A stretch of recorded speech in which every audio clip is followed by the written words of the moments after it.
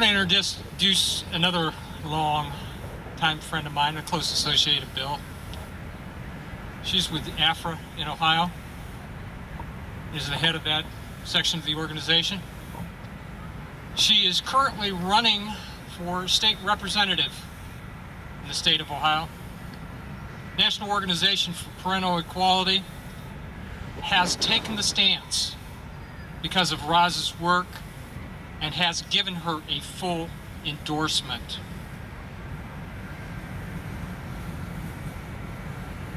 I want to introduce you to Ros McAllister.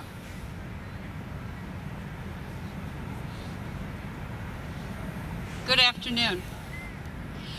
Bill has told us what we need to do on the federal level. I'm running for the State House because they pass the bills and the states interpret them, and they're the feet on the ground. And those feet on the ground aren't doing what they're supposed to do. We have laws in place that can help. Laws in place that work. But nobody's using them. They're being bastardized for money at the expense of our children. Children are 5 to 7 times more likely to be abused or neglected in foster care than they are in their own homes. But we only hear about the boyfriend who beat up the child. We only hear about a parent who injures a child. We never hear about the kids in foster care because that's a secret. The year in Ohio that Marcus Feisel died, the federal government was given the report on Ohio, and it said 0 children were killed in foster care. But it had been all over the news. The federal government doesn't oversee the massive amount of money that they're sending to the states.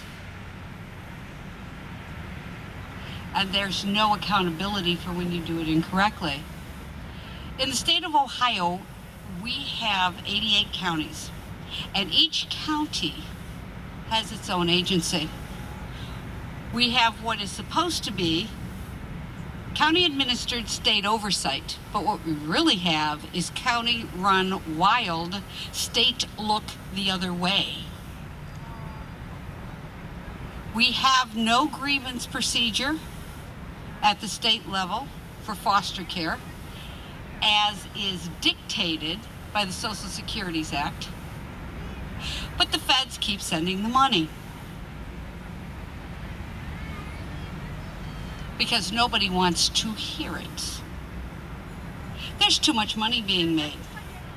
How many of you did donate to the United Way? Let me tell you, look at your local United Way list. How many of the organizations on United Way already have contracts with Children's Services, Adult Abuse, the MRDD, Mental Health, and Alcohol and Drug Assessment? They're asking for your charitable money after they're making money hands over fist on these contracts.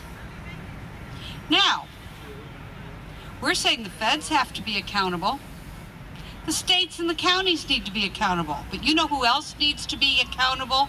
The highest person to be accountable is not at the other end of Pennsylvania Avenue. It's you.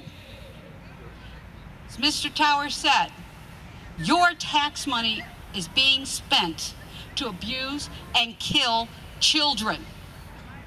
Now, I don't know about you, but I'm not real happy with that. What can you do? This is an election year. Now, are you going to go and say, oh, well, this person is in the party that I prefer, so I'm going to put my mark next to their name? Or are you going to find out what they're really about? You know, the other side of this is the divorce courts. How many of those judges are up for re-election or new judges coming in? Have you bothered to call the campaign and find out how they feel on these issues? If not, do you really have a right to go put the mark on the ballot? You're not an informed voter. You're following what somebody else tells you to follow. Well, guess what? We sheep are not as passive as the little woolly things. We now have come the abuser. A lot of people have, I turn a common saying around. If you're not part of the solution, you are the problem. So my last remark to you is, what have you done to change the system? Once you are out of the system, if you have been in any of it, what have you done to prevent what happened to your family from happening to another? Or are you going to sit there, do nothing, and condone it on the next family? You want to sit back and complain about the court-appointed attorneys, but have you put in a complaint to the proper parties on that attorney? There's something called the canon of ethics, and it says you will give vigorous representation. There isn't a comma that says if the price is right, or if I like my client. It says you will give vigorous representation. If you do not receive that, it is your right to place a complaint. It is your right to ask for an attorney who will. Know your laws. Don't get your case figured out and walk away from the movement. Because as I said, that makes you the problem. That makes you the abuser by consent. So I'm going to charge each of you to know who you're voting for, what you're voting for, hold the feet to the fire of the people that you put the mark for, and I don't care if they're Republican, Democrat, Green Party, Constitutionalists, not the Green Party, not the Tea Party, because they're not a real party, they're a movement. Know your rights. Teach others their rights, because they're not going to be taught in the schools. These guys made sure of that. As you look here with all of the monuments and the statues, our kids don't even know who they are. And you expect them to teach the rights? As a parent, that's going to have to be your job. So in closing, I'm going to say it again. Know who you vote for. Put your mark on the people who believe as you do. Hold the feet to the fire of the people who are elected, and become active in the movement. Don't just sit at home.